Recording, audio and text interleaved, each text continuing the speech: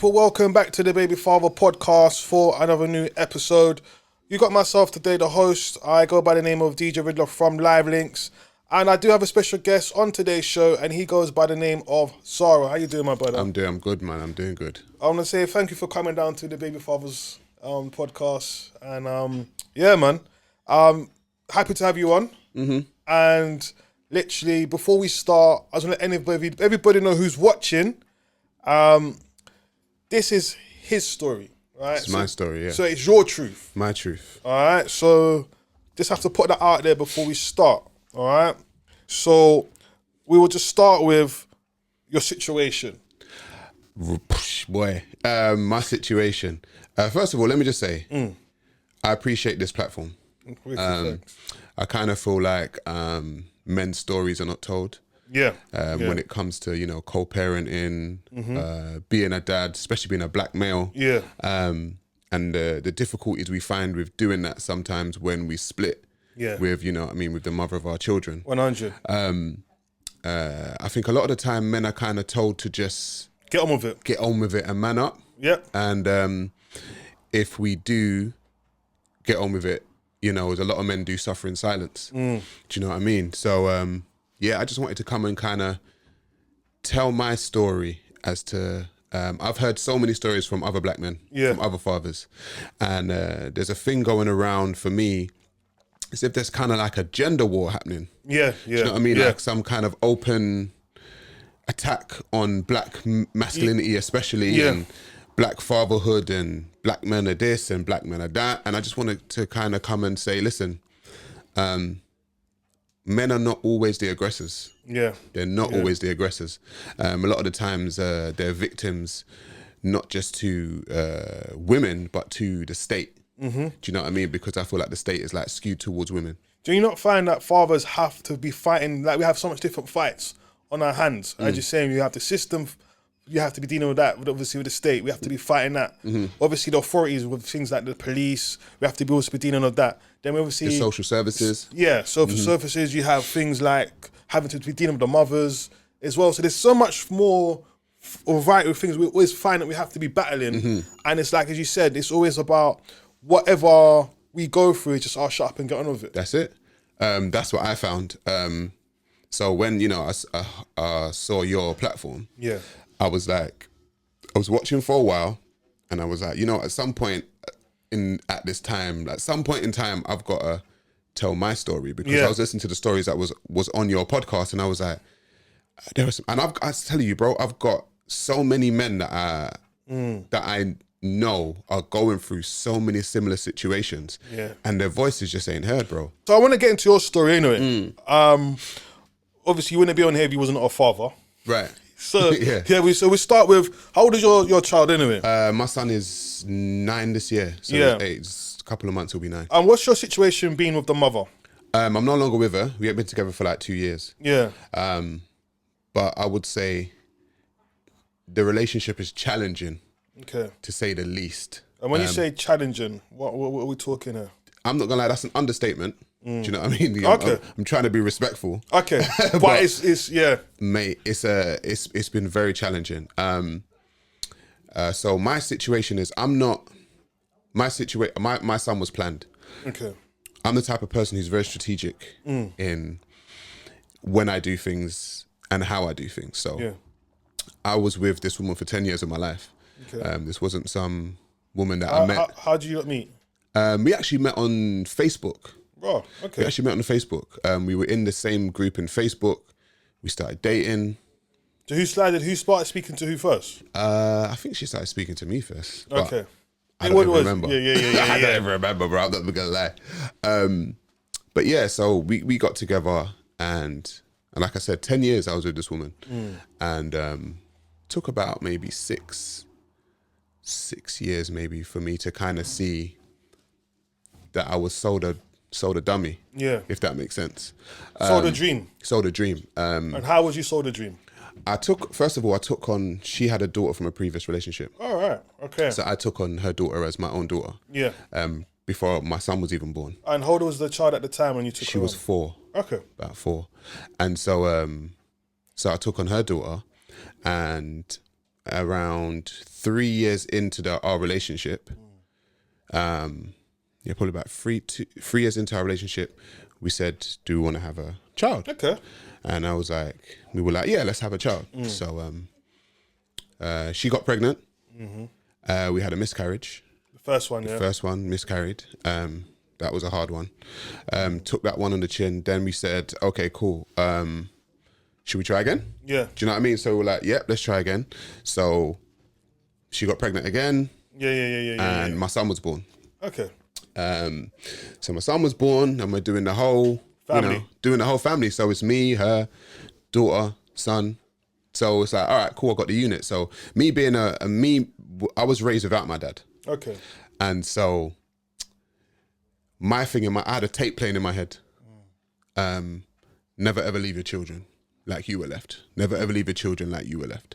So my whole thing was, listen, if I'm going to build a unit, I'm building a unit. Yeah. I'm building a family structure. I'm building a unit. I'm going to give my children the structure that I never had. So it got to the point where, I was making good money. We were all living together. And I was like, all right, cool. You're going to have to put a ring on her finger now. So that's what I was telling myself. I was like, all right, you shouldn't have done it before you got her pregnant. Shit happens, man. Shit happens. So I was like, all right, cool. So let me do that. So I proposed, done the whole romantic thing, flew her to Mauritius, big hotel, out in the middle of the Indian Ocean on a catamaran boat. Lover boy, yeah. Got down on one knee, done the whole thing. She said, yes, cool, all right, cool. So now she said yeah, right? Yeah, she said okay, yeah. Cool. Listen, cool, I'm not going to get engaged to somebody who's not going to say yes. You have to gauge these things, bro. You have to gauge these things. Yeah. So we got engaged, and I don't know, like about a year into the engagement, we said, all right, cool. So I'm making good money. I was like the main breadwinner. We're either going to save money for a wedding or we're going to save money for a house. Yeah. Because we were still renting. So I was like, wedding, house. I was like, all right, house. Yeah. So started saving money or whatever. But about a year and a half in to the engagement, I don't know, I started getting some funny vibes. Yeah. Do you get what I'm saying? Was it the energy she was giving? When you're saying vibes, was she giving some different kind of energy? It was a different energy, but one of the main things is I was over here. Her family's from like St. Lucia. Okay. And she would go to St. Lucia each year with the children. And with her like mother and her sister and da-da-da. But I was always working, so I never actually went. And then one day, I got an inbox message on Facebook from a girl in St. Lucia. And she was like, your baby mother's over here with this guy, What? And I was like, first of all, who are you? First of all, who are you? Yeah. Second of all, how do you know me? And how do you know the mother of my child? She's like, listen, she's here with this guy. He's driving her around the town and blah, blah, blah, blah, blah.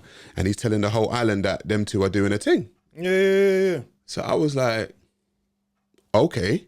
So now I called her in St. Lucia and I was like, who's this guy? Of course. Who's this guy? Like, what the fuck's going on? Yeah. No, it's a family friend, blah, blah, blah, blah, blah. No. We've known him for years since we were young. I'm like, listen, people are over here. I'm over here. People in St. Lucia are telling me about you. Yeah. So seriously, what's going on? No. It's a family friend, blah, blah, blah. No, I never had no evidence for nothing. I just had someone telling, when you're with someone, they say you're going to believe me, you're going to believe a stranger. Yeah. Which is normal. It's normal. But now it's sitting in your head thinking bro, listen. So we got back, she got back. It was frosty because I didn't know, but the thing is, something in you know something anyway, but because you don't have no evidence. You don't have no evidence. You're like, all right, cool. So, kind of fast forward now, probably about a year later. You stayed with her at that time, so even still had no evidence. No evidence. We stayed together. We stayed together. Still raising the children. Still doing the whole family thing. And bro, talking about it now, I can talk about this now. But before, I felt like, you feel like this. Did you tell any of your boys when it happened, or was you more embarrassed to tell them like what happened? I told them. Yeah. Because I was cool with them. And what did they tell you? Did they tell you, they reckon she's sleeping out on you, or They was telling you reckon that person might be chatting shit. They were like, listen, you got, at the end of the day, you got to listen to your woman.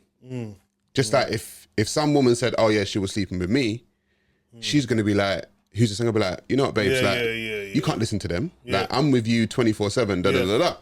So it's random. It's like a soap opera, bro, when I think about it. Like, it's kind of... I was in the house and I was doing washing. I was just doing washing, bro. And I was washing a dressing gown.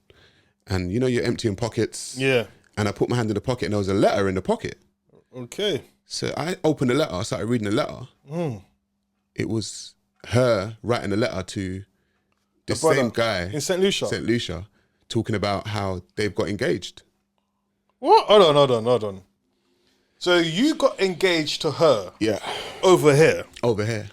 And then she's engaged again. She got engaged to someone else. To someone else in St. Lucia. Now for me, yeah, the level of lie that you got to keep up to keep two lives going. Of course. To me, which was the treachery. I was like, how? And then because it makes you start questioning everything. You're like, how did you manage to? The lies. Do you have to lie upon top of lie? It's like, how does she have a man back in St. Lucia? And she's living with you, so how she's able to communicate? To communicate, yeah, and then go. So I'm thinking, right. So every year going back there, you're going back to see, and you're bringing my children. Yeah. Do you get what I'm saying? Yeah. So it wasn't involved. They're involved, so they know him. Yeah. So then, needless to say, it became very frosty after that. So obviously we're living in the same house with the children, and it was a thing of, right.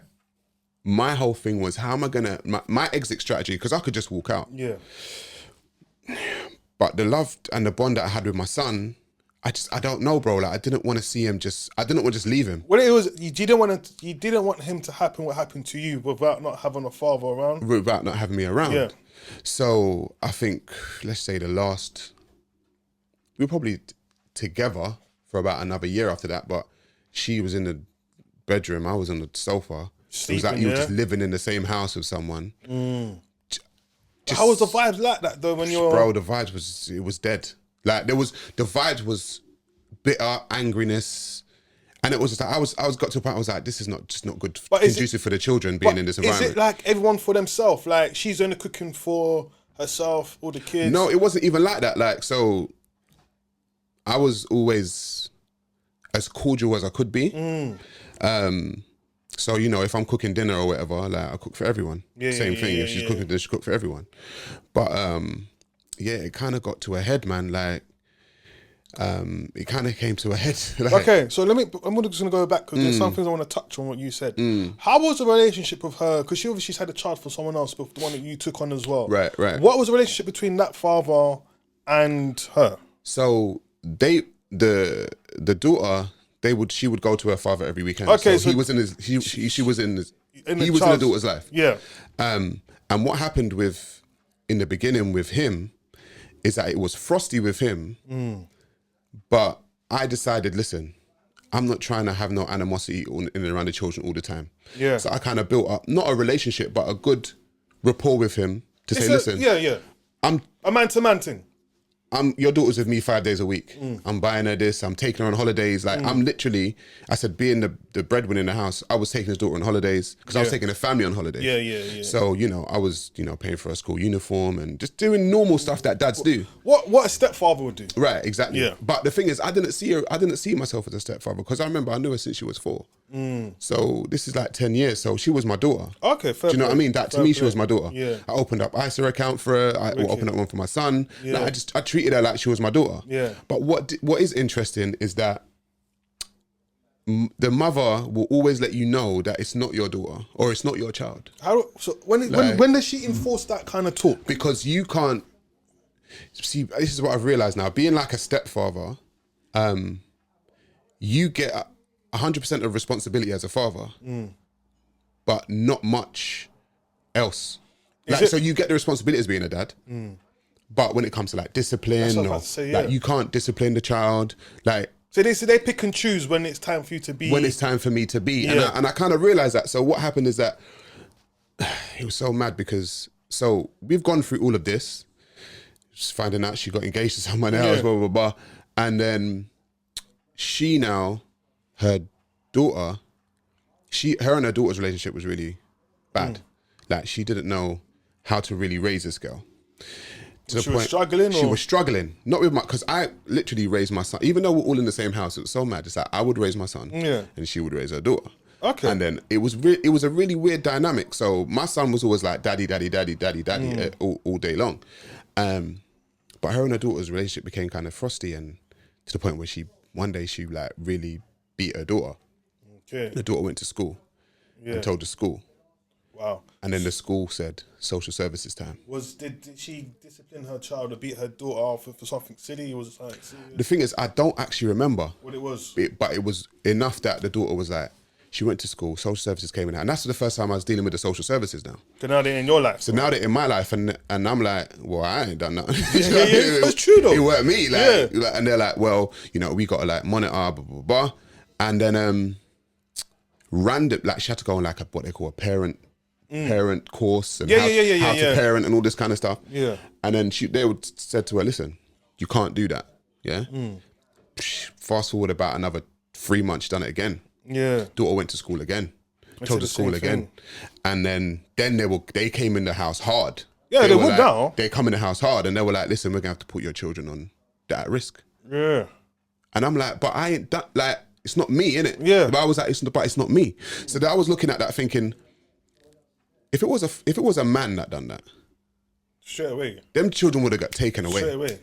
And that's when I started realizing how the state is skewed towards women and what they can do.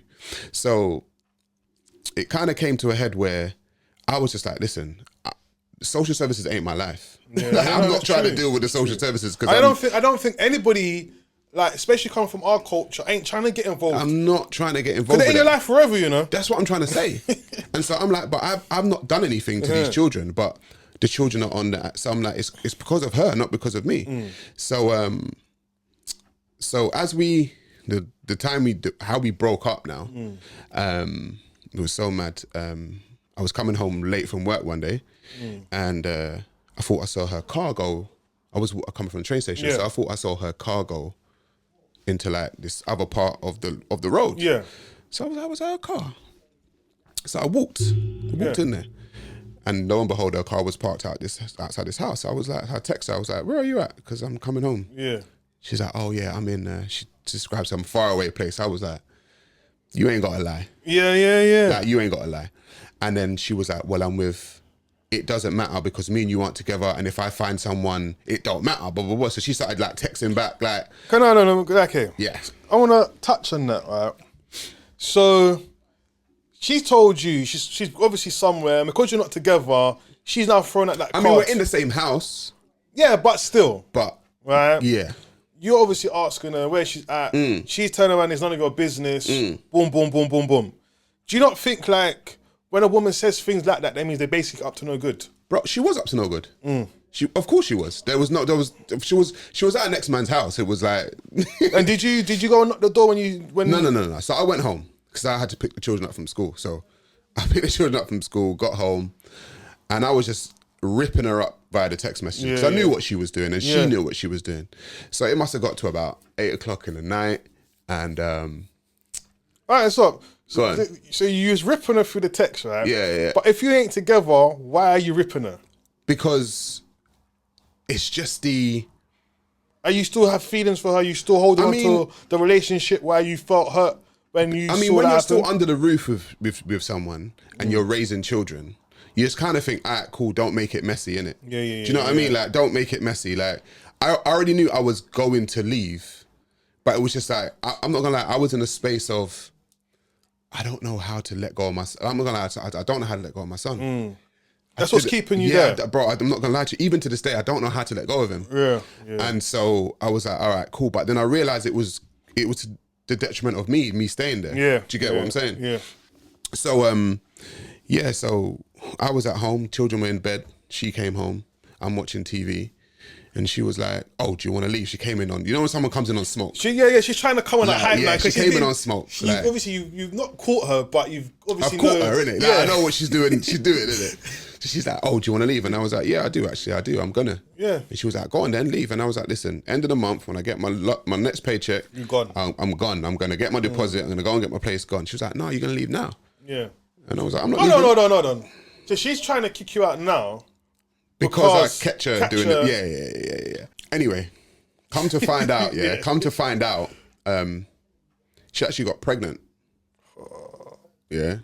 For this brother or for you? Not for me. For this brother, no? Me and her went. So he wasn't touching her whatsoever? I wasn't touching her. Okay. So she got pregnant for this guy, and I found out via her text messages. And I was like, not only did you, I was like, you're fucking different, innit? Like, you're a different breed, innit? She's a player of a player. Bro. But apparently she got rid of the baby. This is all under the same roof or living under the same roof, you know. So she's going ham under this roof, brother. So hold on. She's got the man in St. Lucia. Right, so she's got the man around the block. She got the man on her block. She got engaged pregnant. to you. She got engaged to me. She got engaged to the man in St. Lucia. Brother. Woo. So it's like a soap opera, bro. I felt like I was living in a soap opera in my life. So you didn't actually think, okay, I'm not trying to put any doubts in your head, right? But when you was weighing all this up, you didn't think to one point, your son was yours. 100% I did. 100%. But the reason why I knew he was mine is because we miscarried, like I said before. Okay. And then we went straight again. Okay. So it was like, all right, cool. But yeah, when she's trying to kick me out of the house now, and I'm like, I pay the rent in there. Like, what are you talking about? Yeah. Like, we've been there like 7 years. Like, I've been paying the rent. What are you talking about? Oh, well, it's my name on the lease and blah, blah, blah, blah, blah. On the tenancy agreement. So I was like, yeah, because I lived in a different part of London. Yeah. So when we got together, I said for her to move in with me. Yeah. She didn't want to because her family was in this part. So I said, all right, I'll move in with you. And I'll just pay the rent and just do the thing. So she's like, yeah, come out the house. And I was like, I'm not coming out nowhere. Like, there's no way I'm coming out. This is my house. Are you mad? Yeah. And she was like, I'm going to call the police on you. So she threatened to call the police on you unless you don't leave the house? No, she never threatened to. She did, bruv. Oh, shit. She just called the police and I'm sitting down on the couch watching TV, bro. And I was like, what are you doing? I said, the children are sleeping. What are you doing? Like, do you want the... She's like, no, you better get hyping. You better get out of the house, blah, blah, blah. And she literally took the phone, called the police right in front of me. I could hear the dispatch on the other end of the line. I need one of your units here. My son's father's here and I don't want to... And I'm looking at her like, all right, cool. But you know that when it comes to, obviously, male, especially black males, that police and males we don't get along. My bro, any woman for me, any black woman that calls the police on a black man, knowing how the police are with black men, of course, they're finished in my eyes. So I was like, all right, cool. That made up your mind now? Oh, 100%. I was out. That's like, yeah. I was like, this woman's wilding. You don't think that's worse than shooting you? Bro, it's potentially putting your life in danger. Yeah. Because you know how the police can be with black men. Well. So I was just like, I just picked up my stuff and I walked out of the house, stayed at my friend's for like a couple of days. But yeah, when I eventually moved out of the place, that's when real madness started to ensue. So what happened now? So what you start experiencing? So within about a month, she had moved another guy in the house. Is this the same guy who she was... Bro, I don't even know. I wouldn't even know. Bro, I wouldn't even know. Mad. I wouldn't even know. She's moved the next guy in the house in about a month and a half. My son's telling me about this new guy in the house. I'm just like, all right, cool. Like, it's what your mum's doing, isn't it? So is she doing it because she's helped? She will know that because she was you was the breadwinner in the house, right? So now she's looking for another breadwinner to keep the house flowing. Bro, we ain't even got there yet. Go on. So obviously, rent's being paid by me. Everything's being paid by me while I was there. So when I leave, I said, listen, we're going to agree a fee as to how much money I'm going to give you each month. And we're going to agree on the days that I'm going to take my son. Yeah. That's all I want. I said, I don't care what you're doing now. I got my own. So the daughter was not involved no more? So the way she started speaking, when I come around the house, the daughter looks at me with disdain. I don't know what she's told her daughter, but her daughter's looking at me like I'm the devil or something. Yeah. So I was like, but I raised you for 10 years. In my head, I'm like, but I raised you for 10 years. They don't have loyalty, fam. Bro, it was no nuts. loyalty there. So, yeah, so we agreed on a fee, agreed on the days. And so I started co-parenting my child. And so... so your son was telling you about the guy? My son's telling me about the guy. And... boy, like... So how did you feel, though, when you heard that there was another man in the house now? the reason why I was concerned with the fact that I didn't know who this dude was that was around my son, right? Which is every father's concern. They go like, who is the guy? Yeah, what's he about? Safety, innit? Yeah, like what's he about? Who is he? How do you know him? So, you know, one day, like I'm like 20 minutes away from the house going to get my son. She texts me like, oh, I need more money. After you've given her the money. I've given the money already for the month. Yeah. I was like, you've already got your money for the month. Like, you ain't getting no more money. She was like, well, if you don't give me more money, you ain't seeing your son. So she's using it as a pawn now. So I didn't even respond. I got to the house, I knocked the door, and I'm literally outside the front door, knocking the door. I can hear my son, Dad, I'm coming. She's texting me from behind the front door, you know. I'm not releasing him until you give me more money. My bro, I was outside the house for about 10 minutes, like just pleading with her, like I'm right here, like let my son out of the house, like what you doing? I had to drop money in her account. So I dropped the money in her account. She walked out, she opened the door and let my son out. See, this is that's when I said, I can't do this. But this is why I'm saying this is where it's wrong, because we kind of touched on this on the last episode, where fathers, like, if you've done what you've done for the month, and then the mum is still asking for more, not every time the dad can say yes. Like, I've done what I've done for the month. If I've done what I've done for the month, I shouldn't have to be entitled to give you anything more. Because I've given you what I'm entitled to give you. What you're supposed to give you. You understand? And I think that's where they get it wrong. And so, yeah, this is when the madness, like, co-parenting has been the most challenging part, if I'm honest. So, another story. I was, my son's at my house. And when I did move out the house, I was moving so much stuff around that I stored my bike at her sister's house. I had a mountain bike. Yeah. I stored it at her sister's house in her garden. And then my son came to me one day and he was like, oh yeah, Dad, I went riding last weekend. And I was like, yeah. She's like, I went riding with Mummy's new guy. Yeah. And I was like, what, he's got a bike? He's like, no, Dad, he's riding your bike. And I was like, what? He's riding my bike? Because he was like, yeah, no, the one that you saw at Auntie's house. So I phoned her and I was like, I heard that you got my bike. Yeah. I said, don't worry, when I drop him off, I'll come get my bike. I shit you not, brother. This is her response. If you want your bike back, my man said you're going to have to pay him for the bike. What the? Bro. So hold on. Bro. Did you ever have a conversation with his brother? I didn't know who he was. No, but obviously the man's at the yard. Is he some, what kind of brother? Bro, I don't know who he was. For her to say this is this like guy some bad man for, you have to chat to a man. That's when I realised, that she's just trying to cause altercation. So then my response was literally laughing. I started laughing. I was like, pay for my own stuff. I said, you must be crazy. I said, listen, I'm coming to get my bike next week. Yeah, when I drop my son off. And her words were, if you start anything, I will call the police. So it's like, but it didn't make any sense then.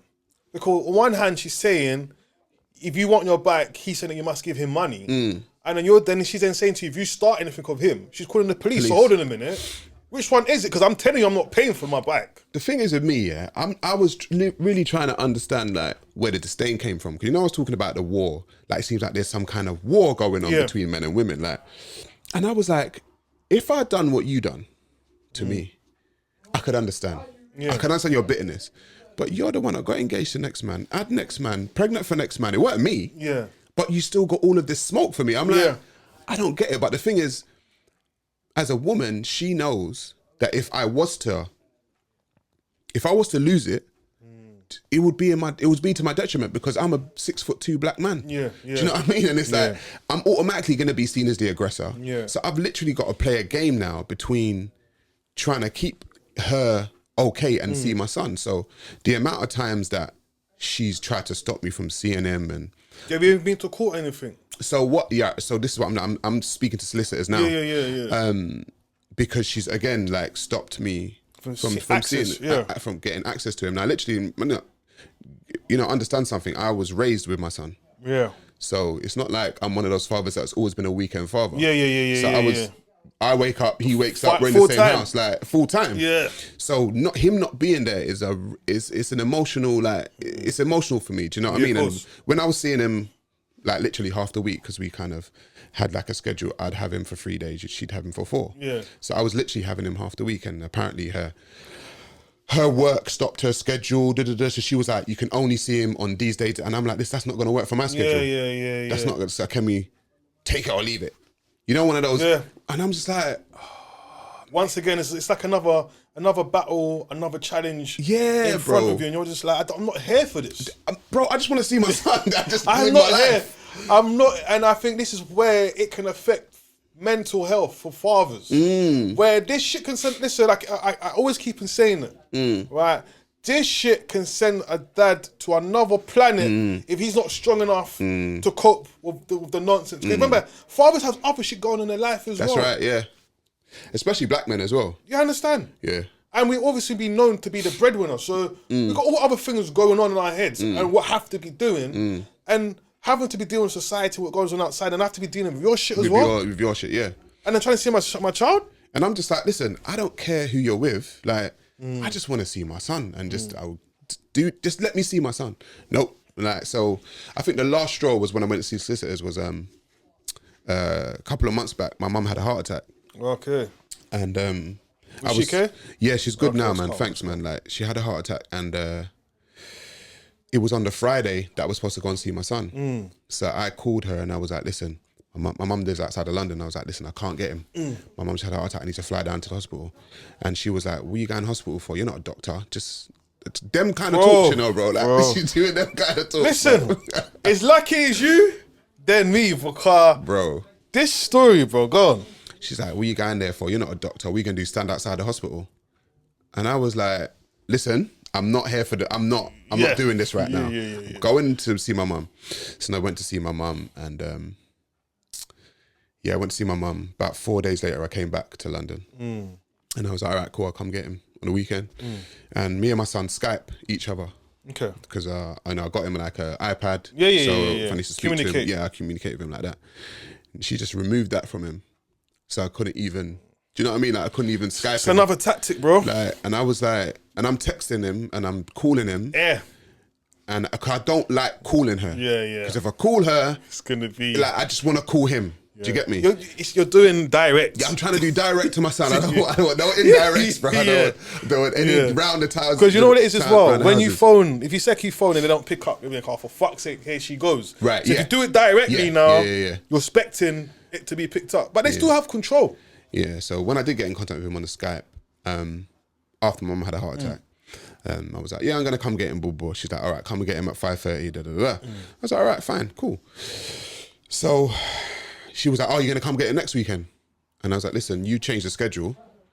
I said, we still need to like negotiate that. No, if you're not coming to get him next weekend, you're not getting him this weekend. I said, how does that even make sense? Like, I'm going to get my boy. Like, what's wrong with you? No, you're not getting him. And just started to like just restricting access. And I was like, if I turn up at the yard on a madness, she's gonna call the police, bro. And so I feel like between a rock and a hard place, because I'm like, listen, here's a woman who's already got previous with beating her child, social services in the yard, calling police for no reason. In my eyes, a pathological liar. Yeah. But she's allowed access to my boy, and I'm not. Yeah. Do you get what I'm saying? And I'm just like, that person's character already shows that they're not stable. They're not stable. But I don't have no trouble with the police, no history of violence, none of that with children, blah, blah, blah. And I'm the one that's got to fight to get access to my own child. So obviously you spoke to the solicitor, so you go in court now? I'm the solicitor, me and solicitor, we're going back and forth right now, actually. Yeah. Oh, right now? As you speak? As I speak, like, I was literally spoke to my sister about 3 days ago. Yeah. So are you seeing your son at the moment, or you are seeing him, but it's just very restricted? Very restricted. Okay. And you don't think out of all of this, you think to yourself, obviously you didn't see the signs from the beginning, but you didn't see any small signs, so just think to yourself, I saw signs in and around the year 6. Yeah. Like I said, about the 6th year. But my thing was, you know what, bro, you got to fix this. You got to try and work this. You got to fix this, keep the family unit together, blah, blah, blah. And I said to my detriment, I would say. Like, because sometimes you can't fit a square peg into a round hole. No, you can't. Do you get what I'm saying? Like, it can't be done. But my whole thing was, you know what's very interesting? When you're with someone and they know your hopes, dreams and fears, Do you get me? They know everything because you're with them. Pillow talk. Pillow talk. So she knows that my thing was my son. Yeah. And trying to have a stable family unit. She knows that was my thing. And I kind of feel like she... Played on it. She played that.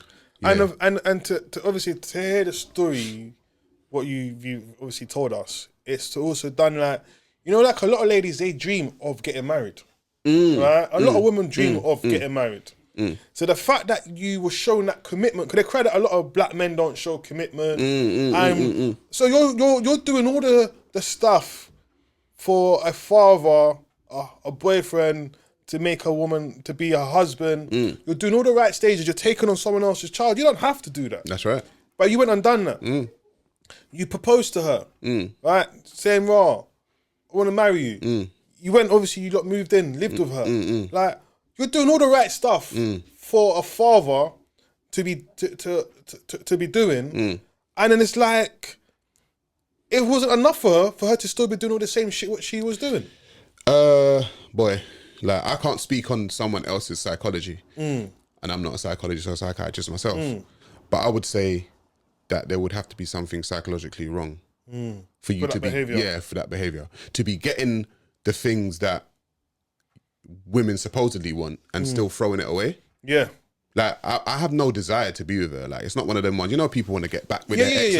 I have no desire to be with her in any way, shape or form. The only thing I want to do is see my boy. See your son. That's the only thing I want to do. And I think... To the point where I made a video about it on my page. Yeah. I made a video called Message to My Son, and, you know, it was one day that I was with him and I started filming with him and I just kind of let him know, listen, man, I'm not going nowhere. And, you know, regardless of what happens with whatever, I'm not gonna leave you, because I know what that's like, bro. As a young boy, to know what it feels like to have their father like just leave. Is that because you've gone through that yourself? Yeah, I've gone through it, bro. Like, I'm not that guy. Like, and what was your experience, obviously, with your dad not being in your life? Was it from your mum not allowing to be in your life, or was it your dad who walked away? It was my dad. Like, my dad had probably about 5 women on the go at one point, bro. So it got a little bit peak for him. Yeah. And so he literally left the country. He flew out, he flew out. Like, he left the country and... like, any one woman with him, or he just left all the women behind? He left all the women behind. Okay. Found one over there. That's who my dad was. Like, that's who he was. So my whole thing was, I can't. And growing up, I was like, people look at me now and say, oh, you're kind of cool, calm. Bro, I was a terror. Yeah. When I tell you, I was so angry, bro. Like, I was a knife edge away from being one of them roadmen. Like, I literally was. Cause I grew up on council estates in South London. I was in and around, like, just madness. Yeah. But I didn't go that way, you know. Oh, did you feel that anger because your dad wasn't in your life? Yeah, 100%. 100%. I was angry. I was fighting nearly every day at school, bro. Yeah. Like, nearly just because you only had to look at me the wrong way and I'd fight you. Do you know what I mean? Like, I was that kind of angry. And so yeah, bro, like, I had the same thing in my head with my son. I was like, nah. I don't want him to feel that. Nah, he's never gonna feel that. Yeah. Do you know what I mean? He's not gonna feel that. So, because I know I've gone through it, I'm trying to break the cycle, not continue it. So, type thing. Obviously, there's a lot of fathers out there who's obviously in the same position of you, not getting to see their children or having to go to court to see their children. Like, what kind of advice can you give a father at the moment who's going through this? I would say just build your case. Yeah. I would say build your case. Yeah. Because I literally have to build a case, and it's bro, it's a worst case scenario, but sorry, it's not the type of thing that I want to be in, because I envision something different for my life. Do you know what I mean? And my son and my future, etc., etc. But if you are faced with this kind of thing, just build a case and play. You have to play by the rules. And don't let people draw you out your position. So when you say build a case, because the man what does build a case? What are we talking about when you say build a case? Locking down calls. So writing down calls, times that you spoke to your son, messages, or even seen your son, messages. Make sure you can do things by either text or email. if there's correspondence between you and the mum that's like testy or like violent or whatever, like make sure you record it. Just build a case. Yeah. Do you know what I mean? Like you've literally got to build a case. You literally got to think about it like you're a lawyer yourself. Like you got to build a case. Yeah. So that would be my advice. And the thing is, it's a hard thing to do because sometimes you don't want to be writing down calls or like having to message. Like sometimes you just want to call, do you know what I mean? And speak about something, but it has to be done. And you're talking about drawing you out. When you say drawing you out, like what? Just to let them kind of know. If you know someone is okay, for instance. So my whole thing was, I knew this woman for some reason wanted to call police on me. I don't know why, but it's like she wanted to have something happen to me. Yeah. So you have to now say to yourself, okay, what are the situations where that can happen? If I stay away from this, she now can no longer play, because she'll play you into her position, and then all of a sudden you're a pawn in her game. Yeah. Do you know what I mean? Like you've actually got to play your own game, and sometimes you don't want to play games when it comes to children. But if someone just gave you the rules of the game and said you're either going to play it, or you'll get messed up, you just got to play the rules. And I think it's a good thing that you mentioned about playing the game, because as you said, a lot of men are like, I ain't got time for it. But no, you got to make the time. So you have to do, as you're saying, you got the rule books. If you want to see your child again, these are the rules you have to play by. So it's gonna be a longer game. It's a longer game, yeah. But at the end of it, you're gonna win. Just like 100%. You play a normal computer game. So I just feel that a fathers out there who are struggling, who's going through something, and to be honest as well, right? There are gonna be days when you're just like, you're gonna feel like shit. 100%. Because it's gonna hit you when you don't see you. And I just feel that obviously some ladies can use that as a weapon, what they have done and what they are doing. But then also as well, going back to your situation where she had everything in her whole life going on first. So why does she want to make your life any more hell when she's really got everything what she wanted? She's done all the badness, right? You still kept it on a level, right? Then next minute now, when you're trying to get on with her life, she's still trying to make it hell. Even so, she's got the man in the house doing whatever she's doing. There's a saying, you know, when people take your kindness for weakness. For me, I feel like I was too chill, too laid back, because what it is that it got to the point where if it gets a little bit too if it gets a little bit too verbally combative and my son's around, I'll be like, don't worry, and I'll leave. And a lot of the time she felt like she won that. Do you get what I'm saying? Like she felt like, but she doesn't realize, no, I'm doing that because I don't want my child just to witness that and to see witness that. them kind of things.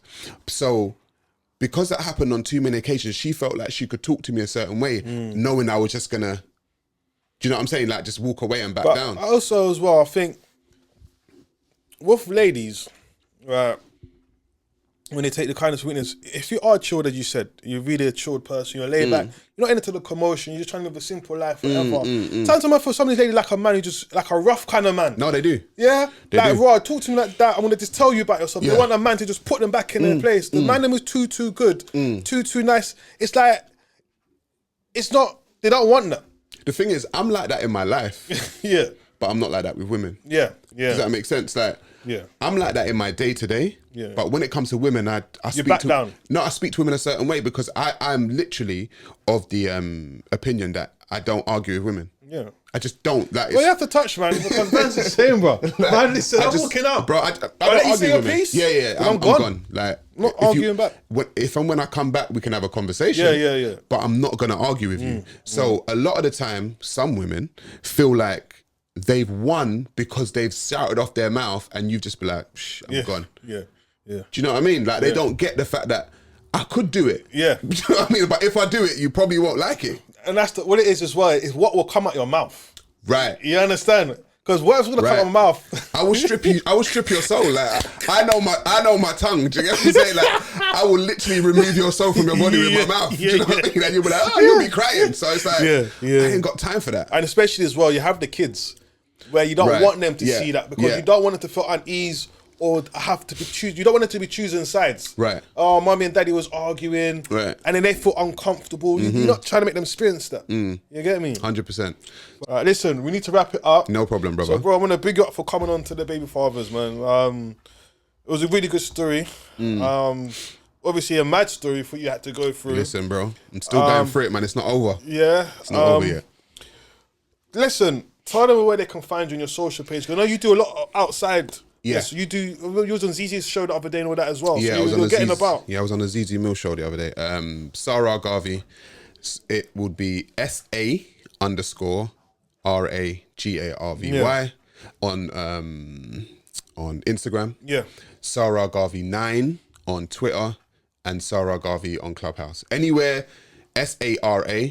Type that into YouTube. Type that into all the socials. Sarah Garvey. My name, my face will pop up. Make sure you go and check him out. Right? I'm going to put the link in the description. Also, as well, I want to hear your lot's comments, your lot's views on this as well. Make sure you subscribe to the channel. And yeah, I want to hear your lot's views on this, man, because it's been a mad story. And yeah, as I was saying, when they always complain about guys cheat, women also cheating, and boy, this sounded like they were doing it on some different kind of level on this one. What my man had to experience. You understand? Well, you live and you learn, innit? Yeah. And listen, I just hope that you do sort out that situation with your son. Thank you, bro. Get your child back. And yeah. So from the baby fathers, we're gone. Peace. Peace. Catch us next time, man. All right? Cool.